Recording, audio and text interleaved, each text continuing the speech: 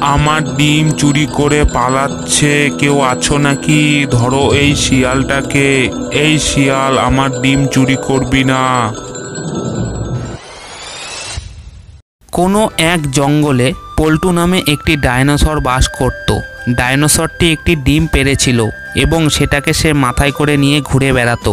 একদিন একটি শিয়াল ডাইনোসরের এই ডিমটিকে দেখতে পায় এবং সেটিকে খাওয়ার লোভ হয়। ইস, কি সুন্দর ডিম পেড়েছে এই ডাইনোসরটি। ডিমটি দেখেই খেতে ইচ্ছে করছে। আমি ওই ডিমটা খাবো, দরকার পড়লে আমি ওই ডিমটা চুরি করব। এরপরে শিয়ালটি দেখল ডাইনোসরটি ডিমটিকে পাহারা দিচ্ছে। শিয়ালটি ডাইনোসরটির কাছে এসে বলল, তোমার ডিমটা ভারী সুন্দর। এই শিয়াল, তুই আমার ডিমের ওপর একদম নজর দিবি না। এখান থেকে চলে যা। আচ্ছা, তুমি রেগে যাচ্ছ কেন? আমি কি তোমার ডিম চুরি করতে এসেছি?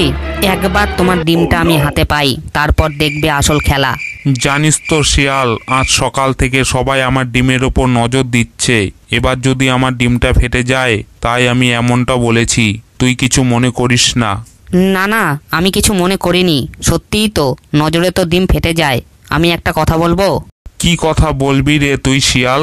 আসলে আমার মনে হয় তোমার ডিমে নজর লেগেছে, তাই তোমার ডিমের দোষ কাটাতে হবে। শিয়াল, তুই কি বলছিস? আর কিভাবে আমি নজর কাটাবো?